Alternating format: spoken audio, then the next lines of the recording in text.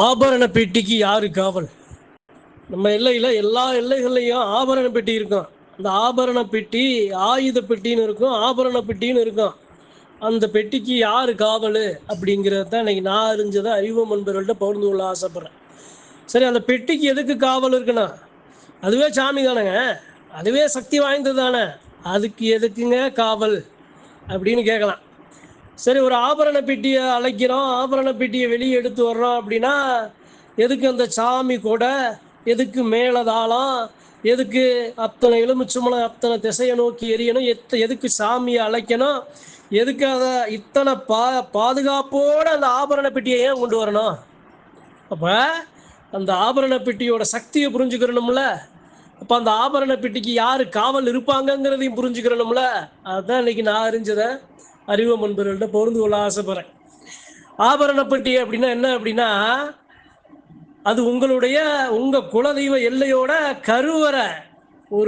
ஒரு பெத்த தாயி தன்னுடைய கருவறையில தாம் பிள்ளைக்கு தேவையான உணவை ரத்தத்திலையும் சதையாலும் நீராலும் எப்படி கொடுத்து அந்த உயிரை வளர்க்குறாளோ, அதே மாதிரி அந்த ஆபரண பெட்டியில இருக்கிற அந்த தெய்வ சக்தி வளரும். அதே சமயம் அந்த ஆபரண பெட்டி அந்த தாயோட கருவறை கவசம். அந்த ஆபரண பெட்டி தான் எல்லாத்தையும், வெயிலா இருந்தாலும் மழையா இருந்தாலும் தீய வினையா இருந்தாலும் எல்லாத்துல இருந்து பாதுகாத்து உள்ள இருக்கிற உங்களுடைய தெய்வ சக்திய அழகா வளர்த்தெடுக்கும். சரிங்க, பதிவுக்கு ஒரு அதுக்கு யாரு காவல்? சரிங்க, நீங்க சொல்றதுன்னா பெட்டினா எல்லாம் சக்தி வாய்ந்ததுதான். எல்லா இடங்கள்லையும் ஆயுதங்களை ஆபரணங்களை எல்லாம் அந்த பெட்டியில தான் நம்ம வைப்போம். அதை நாம எங்க ஒரு இடத்துல இருக்கோம், அதை கோவிலுக்கு கொண்டு வருவோம், மறுபடியும் அந்த இடத்துல வைப்போம். இல்லை கோவில இருந்து கொண்டு போவோம், மறுபடியும் கோவிலுக்கு கொண்டு போவோம். இதெல்லாம் சரித்தாங்க. பதிவுக்கு வாங்க, யாரு காவல்? சரிங்க, அப்படி இருக்கிற அந்த தாயோட கருவறைக்கு காவல் யாரு? தாயோட கருவறை தானே சொன்னேன். உள்ள தாய் இருக்கணும்ல. தாய் இருந்தா தானங்க உள்ள அந்த கருவறையை பாதுகாக்கப்படும். அந்த தாய் தான் காவல். சரி, அதை எப்படி சொல்றீங்க? புரியுற மாதிரி சொல்லுங்க அப்படின்னு நீங்க கேட்கலாம். இன்னைக்கு இந்த பதிவுல எப்படி சொல்றது அப்படின்னா, உங்க எல்லையில ஒவ்வொரு எல்லையிலையும் உங்க சாமிக்கு ஒரு வரலாறு இருக்கும். உங்க வரலாறு இருக்கும் அப்படின்னா உங்க சாமி கடந்து வந்த பாதை, பிறந்த கதை, வளர்ந்த கதை எல்லாத்துக்கும் ஒரு வரலாறு இருக்கும். பெட்டி வழிபாடுன்னு ஒண்ணு இருக்க காரணம் என்ன அப்படின்னா, பெட்டிங்கிறது இப்ப ஆதியில அது ஏதோ ஒரு சின்ன ஒரு கூடையாகவும் அல்லது ஒரு சின்ன ஒரு மர பெட்டியாகவும் தான் அது இருந்திருக்கும். இப்ப நாளுக்கு நாள் அந்த சக்தியை இதுல மாற்றி தெய்வ அதிகாரத்தோட தெய்வ உத்தரவோட அந்த சக்தி மாறி நிற்கும். அப்ப ஆதி காலத்துல உங்களுடைய தெய்வம், உங்களுடைய சாமி சுமந்து வந்த உங்களுடைய தெய்வங்கள் தான் அந்த பெட்டி. இப்ப என் பிள்ளை இருக்கு அப்படின்னா, என் பிள்ளை 10 பிள்ளை இருக்குன்னா 10 பிள்ளையை நான் என்னுடைய உடல்ல நான் தூக்கிட்டு வந்துட முடியுமா? அந்த 10 பிள்ளையை நான் சுமந்து வரணும்ல. அந்த சுமக்கிறதுக்கு உண்டான கவசம் தான் அந்த பெட்டி. புரியுற மாதிரி சொல்லுங்க அப்படின்னா, பஞ்சார கூடம்பாங்க ஆதியில. அந்த பஞ்சார கூடங்கிறது ஏதோ பொருள் மண்ணு கல்லு அல்றது அல்ல. அந்த பஞ்சார கூட சாமியை சுமந்து வந்து எல்லையில நில நிறுத்தினது. அதுதான் அது மருவி அதனுடைய சக்தியாகி அது ஆபரண பெட்டியா நிக்குது. சரிங்க, அதுக்கு யாரு காவல்? அந்த பெட்டிக்கு யாரு காவல்? அந்த பெட்டிக்கு யாரு காவல் தெரியுமா? அந்த எல்லையில இருக்க தலைமை தெய்வம், அந்த எல்லையில இருக்க முன்னோடியன்.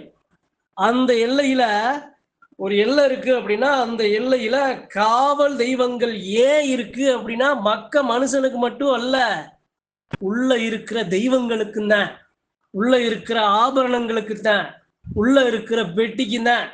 என் வீட்டுக்கு காவல் எங்க அப்பா முன்னாடி நிக்கிற மாதிரி என் எல்லையில இருக்க சாமி தலைமை தெய்வம் காவக்கார தெய்வம் முன்னாடி நிற்கும். என் எல்லையில என் கோவிலுக்கு வெளியே நிற்கும். அந்த சாமி தான் அந்த பெட்டி. அந்த பெட்டி அப்படிங்கிறது ஒரு தெய்வத்துக்கு சம்பந்தப்பட்டது அல்ல, அந்த எல்லையில இருக்க அனைத்து தெய்வங்களுக்கு சம்பந்தப்பட்டது. அந்த பெட்டியை நான் வசப்படுத்திட்டேன் அப்படின்னா அந்த எல்லையவே நான் வாரி எடுத்துக்கலாம். அப்பேற்பட்ட சக்தி கொண்டது அந்த தாயோட கருவறைக்கு நிகரான அந்த பெட்டி. அப்ப அதுக்கு காவல் யாரு? அந்த எல்லையில் இருக்க தலைமை தெய்வம், காவல் தெய்வம். சரி, ஏன் அந்த பெட்டியை பாதுகாக்கணும்? எதுக்குங்க பெட்டியை பாதுகாக்கணும்? சாமிக்கு தான் ஆயுதம் இருக்கு, சாமிக்கு தான் தனித்தனியா வீடு இருக்கு, கருவறை இருக்கு, தனித்தனியா படையலை கொடுக்குறோம், தனித்தனியா எல்லாம் இருக்கே. அப்புறம் எதுக்குங்க அந்த பெட்டியை பாதுகாக்கணும்? ஏன் பாதுகாக்கணும்? ஏன் பாதுகாக்கணும் அப்படின்னா, நல்லா கோடி கோடியா வைரத்திலையும் வைதூரியத்திலையும் நீங்க செஞ்சு நீங்க மாளிகை கட்டி வச்சாலும் அந்த சாமி விரும்பி ஏத்துக்கிட்டது அந்த பெட்டி தான். எது கொடுத்தாலும் ஏத்துக்காது.